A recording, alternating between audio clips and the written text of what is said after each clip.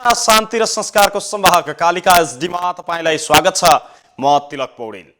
कालिका समाचार सुरु गरौं प्रमुख समाचारका शीर्षकहरूबाट। कालिका समाचारको साथमा Vijay steel, want to rule, Vijay cement, तपाईको सपनाको मजबुत निर्माण।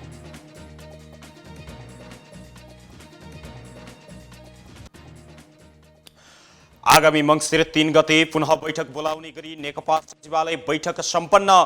पार्टीको आन्तरिक विवाद समाधानका लागि कार्यसूची बनाएरै छलफल गर्ने निर्णय। नेपालमा आज थप 2111 जना कोरोनाका संक्रमित थपिए। मृतकको संख्या समेत 1200 नाग्यो। कुन्दुज प्रान्तको हिसारमा रहेको सुरक्षा चौकीमा तालिबानद्वारा आक्रमणमा परि 14 सुरक्षाकर्मीको हत्या। र खेलकुद गतिविधि सञ्चालन गर्न मन्त्री परिषदको अनुमति पाएसँगै खेलाडीहरू उत्साहित।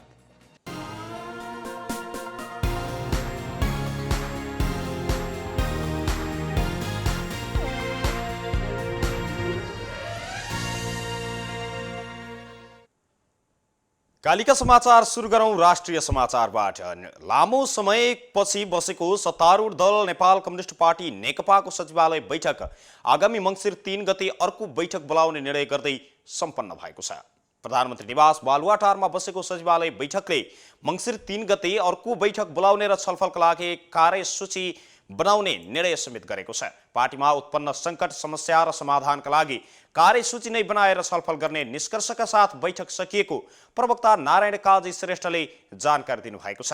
यस्तै आजको बैठकमा कार्यकारी अध्यक्ष पुष्पकमल दाहाल प्रचण्डले पार्टीमा देखिएको सङ्कटका विषयमा तयार पारेको राजनीति प्रतिवेदन सचिवालय सदस्यहरूलाई समेत वितरण गरिएको छ। पार्टीभित्र देखिएको पछिल्लो सङ्कटका विषयमा प्रचण्डले प्रतिवेदन तयार पार्नु भएको उहाँले बताउनु भएको छ। यसैगरी स्थायी कमिटीको बैठकपछि जारी गरिएको अन्तर पार्टी निर्देशन पनि अध्ययनका लागि वितरण गरिएको उहाँले बताउनुभयो। आजको बैठकमा यसअघि सचिवालय बैठक बोलाउनका लागि प्रचण्डले गर्नुभएको आग्रह र सचिवालयका बहुमत सदस्यहरूले पेश गरेको लिखित पत्रका विषयमा पनि छलफल भएको छ। प्रचण्डले प्रधानमन्त्री ओलीलाई बैठक बोलाउन माग गर्दै पठाएको पत्र, त्यसको जवाफमा प्रधानमन्त्री ओलीले प्रचण्डलाई पठाउनु भएको पत्र, त्यसपछि प्रचण्डले प्रधानमन्त्री ओलीलाई पठाउनु भएको पत्रको जवाफका विषयमा पनि बैठकमा छलफल भएको उहाँले बताउनु भएको छ। ती पत्रहरू समेत सचिवालयका सदस्यहरूलाई वितरण गरिएको छ। वितरण भएका सबै सामग्री अध्ययन गरी अर्को बैठकमा पार्टी एकताको रक्षा, पार्टी र सरकारका सामु देखिएका ऐतिहासिक जिम्मेवारी पूरा गरेर अगाडि बढ्ने विषयमा छलफल गर्ने उहाँले बताउनुभयो। आगामी बैठकमा कर्णाली र पर्सा घटना लगायतका विषयमा पनि छलफलका एजेन्डा बन्ने प्रवक्ता श्रेष्ठले बताउनु भएको छ। नेपालमा मुलुकभर लक्षण सहितका कोभिड-19 संक्रमित बढेपछि आइसियुमा उपचार गराउनेको संख्या पनि दिन प्रतिदिन बढ्दै गएको छ। पछिल्लो 24 घण्टामा 474 जनाको सघन कक्षमा राखी उपचार भइरहेको छ। आइसियुमा 387 र भेन्टिलेटरमा 87 जना उपचार भइरहेको छ। यस्तै आइसियु सघन उपचार कक्षमा गम्भीर बिरामीको उपचार गरिन्छ भने त्योभन्दा सिकिस्त बिरामीलाई कृत्रिम श्वास प्रश्वास अर्थात् भेन्टिलेटरमा राखेर उपचार गर्ने गरिन्छ। बिरामी गम्भीर परेका सबैभन्दा बढी संक्रमित बागमती प्रदेशमा रहेको स्वास्थ्य मन्त्रालयले उपलब्ध गराएको तथ्याङ्कमा उल्लेख गरिएको छ। जसअनुसार 168 आइसियु भेन्टिलेटर आइसियुमा 168 जना रहेका छन् भने भेन्टिलेटरमा 61 र होम आइसोलेसनमा 18,743 जना रहेका छन्। लुम्बिनी प्रदेशमा होम आइसोलेसनमा 2,237 जना रहेका छन् भने आइसियुमा 71 र भेन्टिलेटरमा 1 जना रहेका छन्। यस्तै प्रदेश नम्बर 1 को होम आइसोलेसनमा 4,032 जना, आइसियुमा 49 जना र भेन्टिलेटरमा 12 जना संक्रमित रहेका छन्। गण्डकी प्रदेशको होम आइसोलेसनमा 1,816 जना, आइसियुमा 69 र भेन्टिलेटरमा 11 जना रहेका छन् भने प्रदेश नम्बर 2 मा 14 संक्रमित आइसियुमा र भेन्टिलेटरमा 2 जना उपचाररत रहेको बताइएको छ। यस्तै होम आइसोलेसनमा 897 जना संक्रमित रहेको आज जानकारी दिइएको छ। कर्णाली प्रदेशको विभिन्न जिल्लामा गरी होम आइसोलेसनमा बस्नेको संख्या 285 जना पुगेको छ भने आइसियुमा 11 जना उपचाररत रहेका छन्। त्यसैगरी सुदूरपश्चिम प्रदेशमा होम आइसोलेसनमा बस्नेको संख्या 1039 र आइसियुमा 5 जना संक्रमित उपचाररत रहेका छन्। पछिल्लो 24 घण्टामा नेपालमा 2111 जना संक्रमित थपिएका छन् भने कोरोना मुक्त हुनेको संख्या पनि 3537 जना रहेको छ। त्यस्तै थप 13 जना संक्रमितको मृत्यु भएको छ भने यो सँगै नेपालमा कोरोनाका कारण ज्यान गुमाउनेको संख्या पनि 1202 जना पुगेको छ। सत्तारूढ दल नेपाल कम्युनिस्ट पार्टी नेकपाका वरिष्ठ नेता माधव कुमार नेपालले पार्टीको निर्णयलाई सबैले स्वीकार गर्ने प्रतिबद्धता भए पनि पार्टीभित्र देखिएको समस्या समाधान हुने बताउनु भएको छ। आज काठमाडौँमा आयोजित एक कार्यक्रममा सम्बोधन गर्दै उहाँले पत्रकारहरूसँगको कुराकानीको क्रममा पार्टीको निर्णयलाई सबैले स्वीकार गरे समस्या समाधान आफै हुने पनि बताउनु भएको छ। त्यसका लागि पार्टी कमिटीको बैठक निरन्तर राखी छलफल र बहस तथा वादविवाद गर्नुपर्ने उहाँले बताउनु भएको छ। बहसबाट भाग्ने, बैठकबाट भाग्ने र कमिटी प्रणालीबाट भाग्ने भएमा समस्याको समाधान हुन नसक्नेमा पनि वरिष्ठ नेता पौडेलले जोड दिनु भएको छ।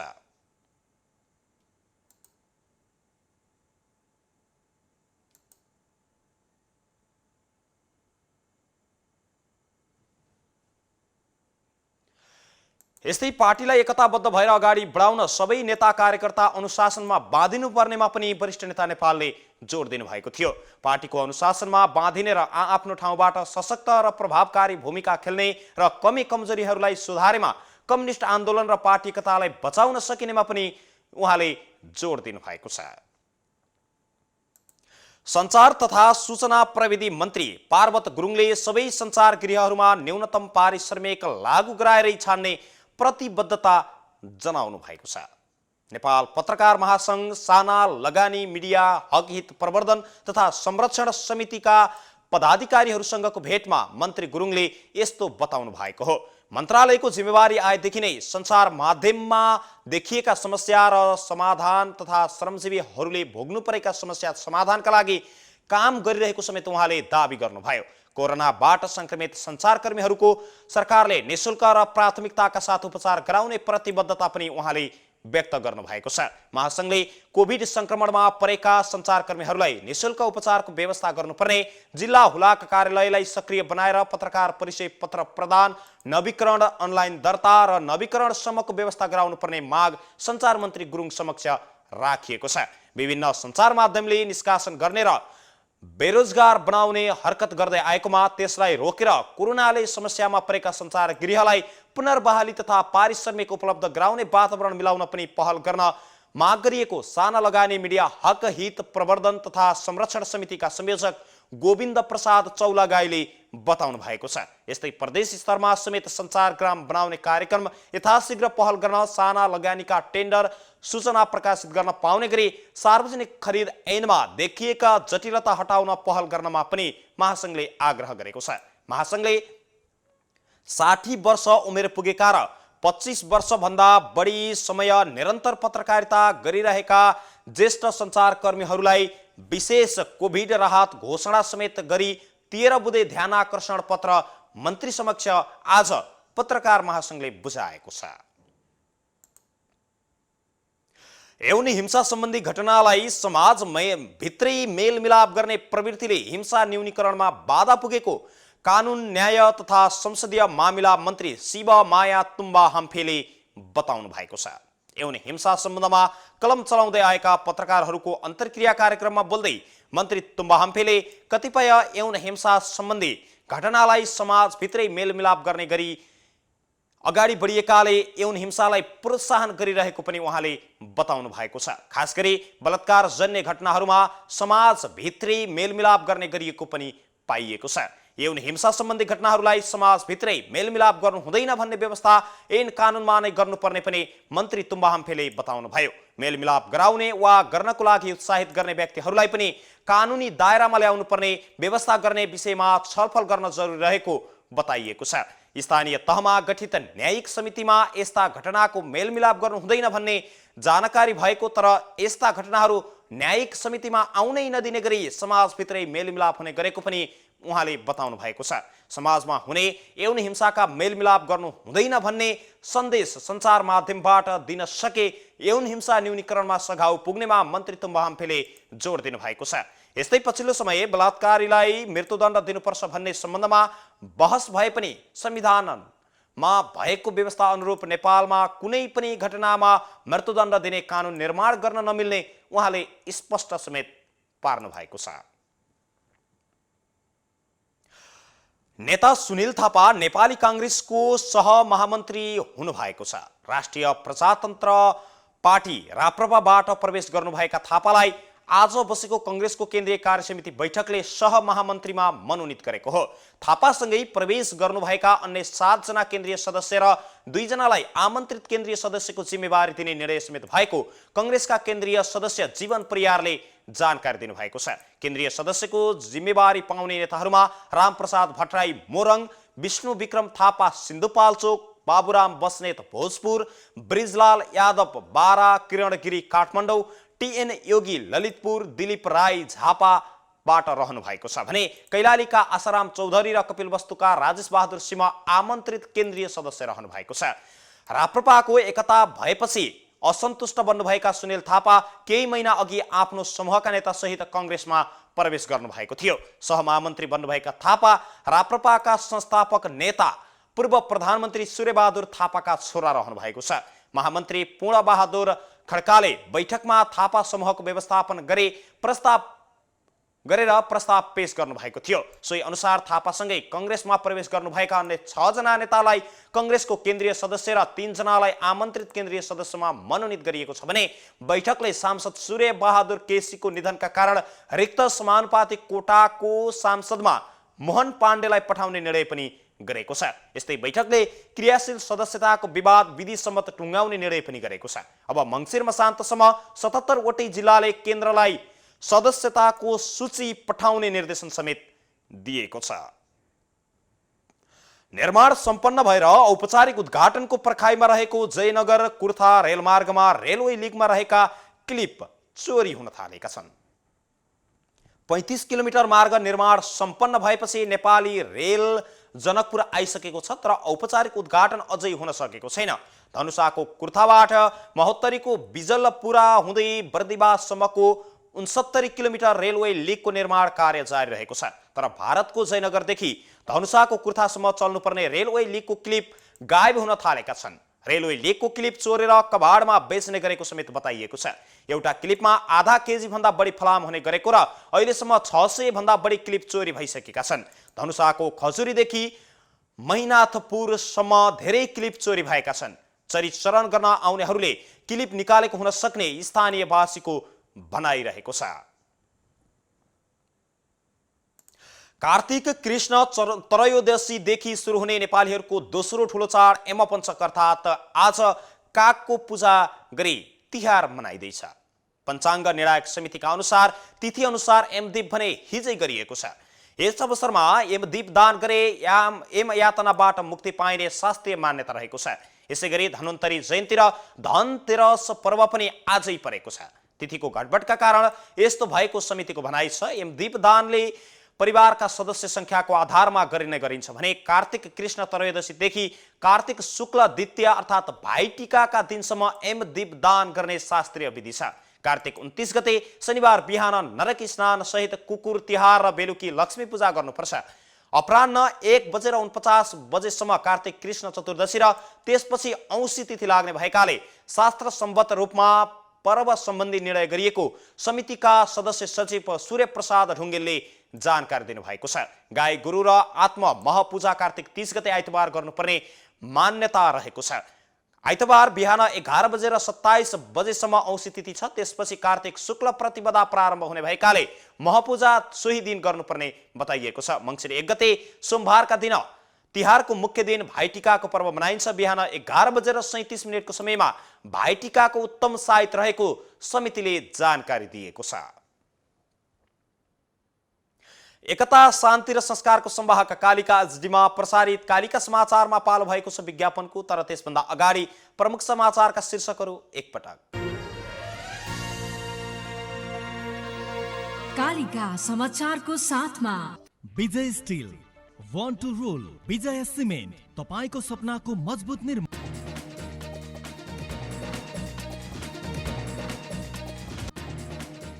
आगामी मङ्सिर 3 गते पुनः बैठक बोलाउने गरी नेकपा सचिवालय बैठक सम्पन्न। पार्टीको आन्तरिक विवाद समाधानका लागि कार्यसूची बनाएर छलफल गर्ने निर्णय। नेपालमा आज 2111 जना कोरोनाका संक्रमित थपिए। कोरोनाकै कारण 1200 भन्दा बढीले ज्यान गुमाए। कुन्दुज प्रान्तको हिसारमा रहेको सुरक्षा चौकीमा तालिबानद्वारा आक्रमणबाट 14 सुरक्षाकर्मी मारिए। र खेलकुद गतिविधि सञ्चालन गर्न मन्त्री परिषदको अनुमति पाएसँगै खेलाडीहरू उत्साहित।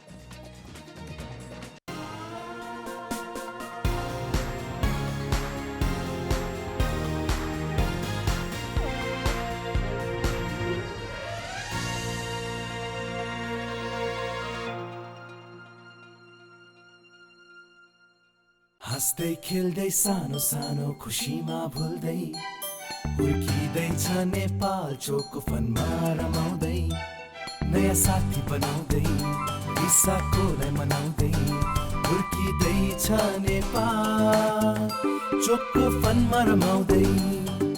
नेपालको सर्वाधिक लोकप्रिय chocolatey wafer Choco Fun. Choco Choco Choco Choco Choco fun.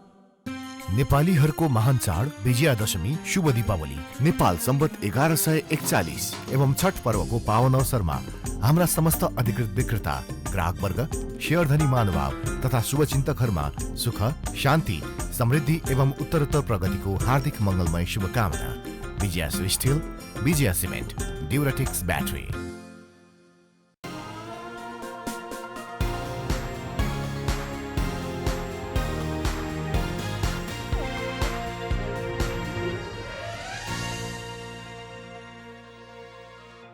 विज्ञापनपछि Kalika समाचारमा पुनः स्वागत छ। अब स्थानीय समाचार।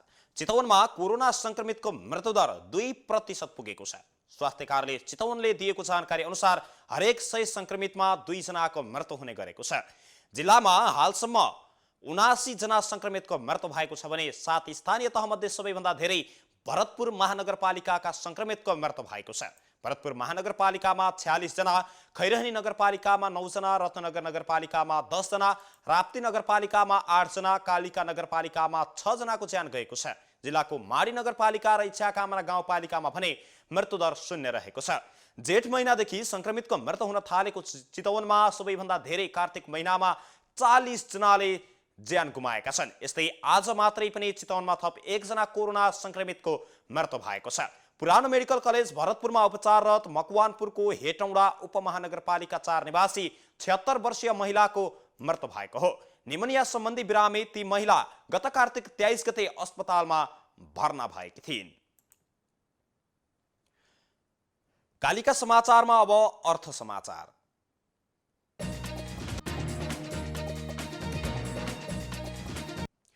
कोरोना विरुद्धको लडाईँमा सहयोग पुर्याउन अमेरिकी सरकारले नेपाललाई 100 थान भेन्टिलेटर सहयोग गरेको छ। अमेरिकाले आफ्नो अन्तर्राष्ट्रिय विकास नियोग USAID मार्फत नेपाललाई भेन्टिलेटर सहयोग गरेको हो। नेपालका लागि अमेरिकी राजदूत र्यान्डी बेरीले स्वास्थ्य तथा जनसङ्ख्या मन्त्री भानुभक्त ढकाललाई भेन्टिलेटर हस्तान्तरण गर्नुभयो।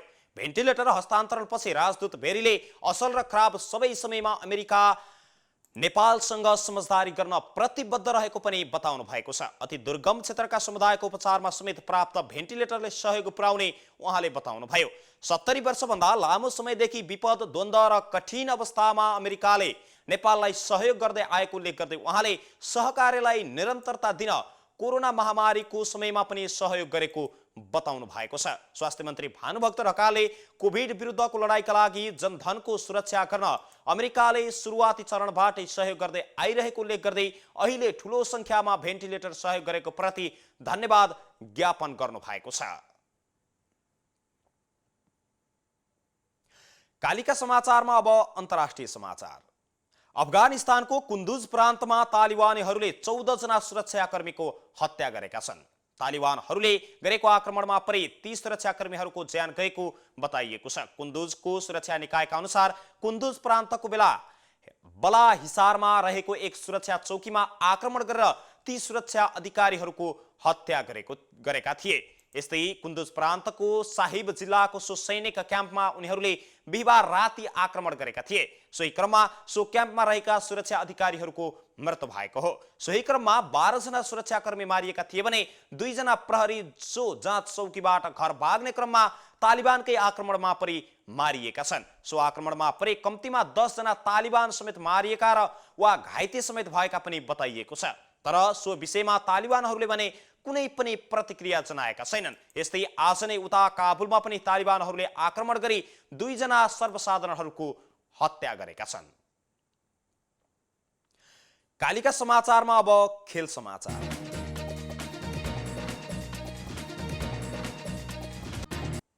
मन्त्री परिषदले सुरक्षा मापदण्ड अपनाउँदै खेलकुद गतिविधि सञ्चालन गर्न अनुमति दिएसँगै खेलाडीहरू उत्साहित भएका छन्।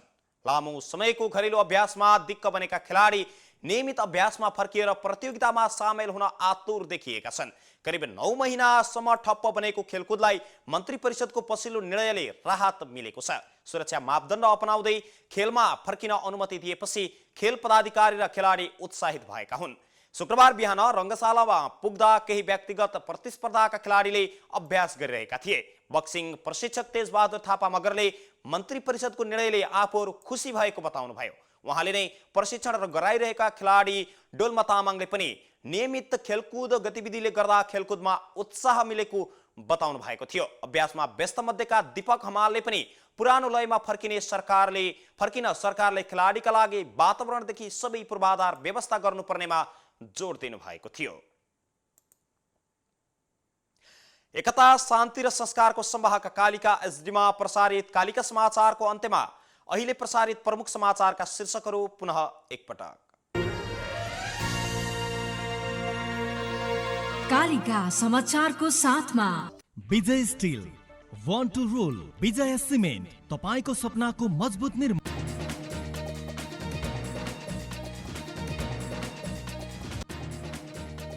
आगामी मङ्सिर 3 गते पुनः बैठक बोलाउने गरी नेकपा सचिवालय बैठक सम्पन्न। पार्टीको आन्तरिक विवाद समाधानका लागि कार्यसूची नै बनाएर छलफल गर्ने निर्णय। नेपालमा आज 2111 जना कोरोनाका संक्रमित थपिए। मृतकको संख्या समेत 1200 नाग्यो। अफगानिस्तानको कुन्दुज प्रान्तको हिसारमा रहेको सुरक्षा चौकीमा तालिबानद्वारा आक्रमणमा परि 14 जना सुरक्षाकर्मी मारिए। र खेलकुद गतिविधि सञ्चालन गर्न मन्त्री परिषदको अनुमति पाएसँगै खेलाडीहरू उत्साहित।